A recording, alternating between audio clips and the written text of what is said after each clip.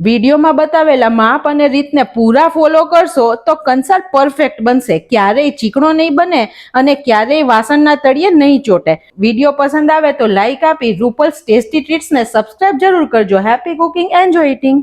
Perfect કંસાર બનાવવા માટે જોશે ફ્રેન્ડ્સ એકદમ સરળ માપ. તો અત્યારે હું તમને એકદમ સહેલું માપ કહું. 150 ગ્રામ જેટલો મેં ઘઉંનો જે જાડો લોટ આવે છે લાડવા અને લાપસીનો તે લીધેલો છે. ફ્રેન્ડ્સ આમાં ભાખરીના લોટનો ઉપયોગ નહીં કરવાનો, કેમ કે ભાખરીનો લોટ આનાથી થોડો ઝીણો હોય છે અને તેનો કંસાર એટલો છૂટો નહીં બને ને થોડો ચીકાસવાળો બનશે. તો આપણે લાડવા કે લાપસીનો લોટ જ વાપરશું. આનો જે દાણો હોય છે ને ફ્રેન્ડ્સ તે ઘણો મોટો હોય છે અને આ તમને કોઈ પણ ઘંટીએ રેડીમેડ લોટ મળી જશે. અને મેઝરિંગ કપનો 3/4 કપ જેટલું આપણે પાણી લીધું છે. અત્યારે એક પેન લીધું છે, ગેસની ફ્લેમ મીડિયમથી સ્લો રાખી છે અને જે આપણે માપનું પાણી લીધું તે એડ કરીએ છીએ. ફ્રેન્ડ્સ ઘણા બધાને એવો સવાલ થાય કે લાપસી અને કંસારમાં શું ફરક છે. તો જ્યારે લાપસી બનાવે ને ત્યારે તે એકલા ગોળથી જ બનાવવામાં આવે છે, તેમાં ગળપણ તરીકે માત્ર ને માત્ર ગોળ જ વપરાય છે. જ્યારે કંસાર હોય ને તેમાં ગોળ એકદમ ઓછો અથવા તો નહિવત વપરાય છે અને બુરું ખાંડથી જ તેને બનાવવામાં આવે છે. હવે આપણે તેની અંદર 2 ટુકડા જેટલો ગોળ એડ કરીએ છીએ. ફ્રેન્ડ્સ ઘણા બધા લોકો હોય છે તે પાણીમાં ગોળ એડ કરતા નથી, પણ આપણે જ્યારે ગોળ એડ કર્યા વગર બનાવશું ને તો લોટ અંદરથી બહુ જ મોળો લાગશે. ઉપરથી તમને ખાંડનું ગળપણ લાગશે, પણ જ્યારે તમે અંદરથી ચાવશો ને તો તમને થોડું મોળું લાગશે. જો આપણે એક ટુકડો ગોળ નાખ્યો હશે ને તો અંદરથી પણ તેમાં મીઠાશ લાગશે. હવે જે આપણે લોટ લીધો હતો તેને એક બાઉલમાં લઈએ. હવે ફ્રેન્ડ્સ આવે છે મોસ્ટ ઇમ્પોર્ટન્ટ સ્ટેપ, જેનાથી આપણો કંસાર એકદમ છૂટો બને. જો આપણે આ કોરો લોટ પાણીની અંદર ફ્રેન્ડ્સ નાખી દઈએ ને તો તે ચીકાસ પડતો બની જાય અને છૂટો ના બને. તો તેની માટે આપણે મોણ દેવું જરૂરી છે. અત્યારે આપણે 2 TBSP જેટલું મોણ દઈએ છીએ. અત્યારે હું મેઝરિંગ કપની ચમચી વાપરી રહી છું જેથી તમને પણ સરળતા રહે. અને આને હાથેથી આપણે સરખો મિક્સ કરવાનો, દાણે દાણામાં તેલ લાગી જવું જોઈએ.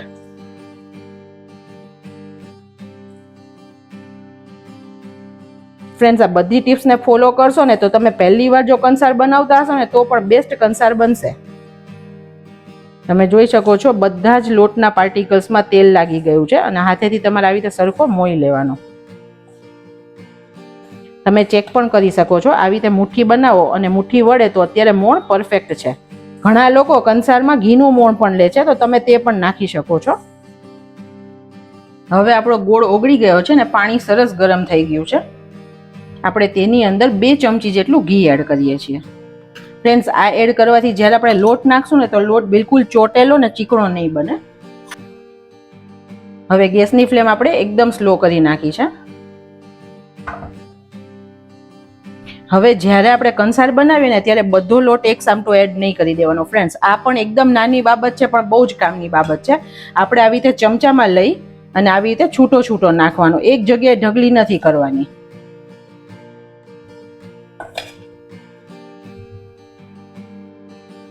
આવું કરવાથી ફ્રેન્ડ્સ બધી જગ્યાએ જે પાણી છે ને તે પણ સરખું લાગશે. ઇવન નહીં તો વચ્ચે કેવું થશે, વચ્ચે બહુ લોટ હશે ને તો વચ્ચે લોટ બધું પાણી પી લેશે ને આજુબાજુનો લોટ બહુ જ કોરો રહી જશે.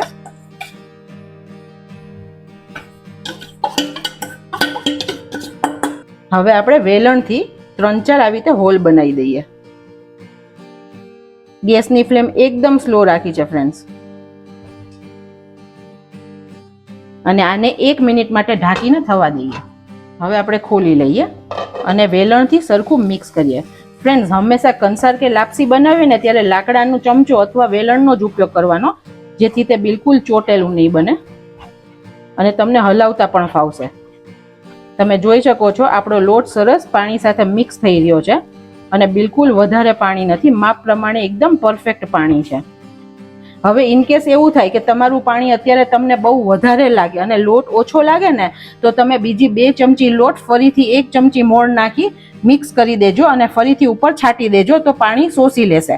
અને ઇનકેસ બહુ ડ્રાય લાગે છે તો થોડું ગરમ પાણી કરી હાથેથી આમ છાંટી અને થવા દેશો ને તો બિલકુલ ડ્રાય નહીં રહે. આપણે આમ હલાવતા જવાનું અને આ ગઠ્ઠો છે તેને ભાંગતા જવાનું, જેવું આપણે ખીચામાં કરીએ છીએ. ફ્રેન્ડ્સ અત્યારે જ ફ્રેન્ડ તમે જોઈ શકો છો સરસ છૂટું છૂટું કંસાર દેખાઈ રહ્યો છે.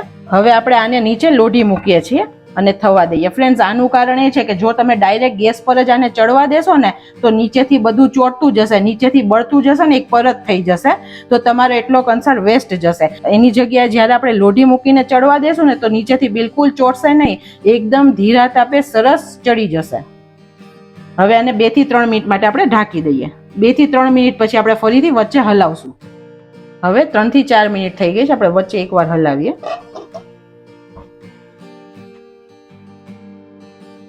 ફ્રેન્ડ્સ, આ બિલકુલ કાચું ના રહે ત્યાં સુધી આપણે થવા દેવાનું. એપ્રોક્સ 8 થી 10 મિનિટ જેટલો સમય લાગશે.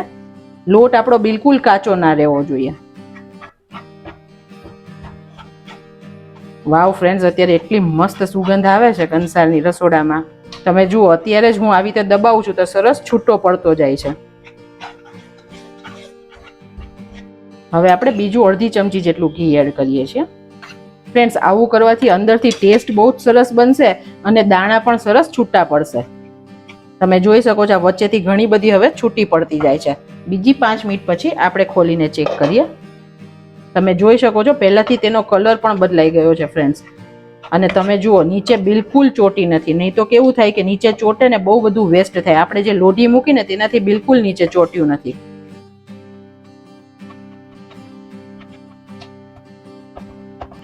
ફ્રેન્ડ્સ, પાછી આ કંસારની વિશેષતા એ છે કે તમે આવી રીતે બનાવી અને ફ્રીઝમાં એરટાઇટ કન્ટેનરમાં 2 થી 3 દિવસ રાખી પણ શકો.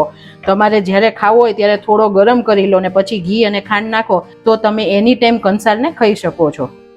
હું તમને ચમચીથી પણ બતાવું, કેટલો છૂટો છૂટો અત્યારથી જ થઈ ગયો છે.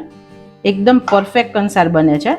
ફ્રેન્ડ્સ, તમને ટાઈમથી કદાચ ખ્યાલ ના આવે ને તો તમારે ટેસ્ટ કરીને પણ જોઈ લેવાનું. 5 થી 7 મિનિટ પછી તમે ચાખશો અને દાંતમાં જો ચોટે અને ચીકણું લાગે તો તમારે હજી થવા દેવાનું 3-4 મિનિટ. જો તમને સરસ ચડી ગયેલી ફીલ આવે કે ચડી ગયું છે, બિલકુલ ચોટતું નથી, તો તે ઓકે છે. હજુ આપણે આને 2 થી 3 મિનિટ થવા દઈએ અને ફરીથી અડધી ચમચી જેટલું ઘી એડ કરીએ. હવે આપણે ખોલીને ચેક કરી લઈએ. હવે આપણો કંસાર બનીને રેડી છે ફ્રેન્ડ્સ. એકદમ સરસ છૂટો થઈ ગયો છે. ગેસની ફ્લેમ આપણે બંધ કરીએ છીએ અને એપ્રોક્સ 10 મિનિટ જેટલો ફ્રેન્ડ સમય લાગ્યો છે. હવે ફ્રેન્ડ્સ, કંસાર જેના વગર અધૂરો છે તે ઘી તો જોઈશે ને, તો અત્યારે હંમેશા આપણે મેલ્ટેડ ઘી એટલે કે પીગાળેલું ઘી વાપરવાનું. અને કંસાર અને લાપસીમાં ઘીનું પ્રમાણ ફ્રેન્ડ સરખું રાખવાનું, જેથી તે ખાવામાં સરસ લાગે. અને હજી ફ્રેન્ડ્સ, આ થોડો ઠંડો થશે ને પછી હજી વધારે સરસ કોરો ને છૂટો થશે. ઉપરથી આપણે બુરું ખાંડ નાખીએ છીએ. ગળપણ જોઈએ ફ્રેન્ડ્સ, તે પ્રમાણે આપણે નાખવાનું.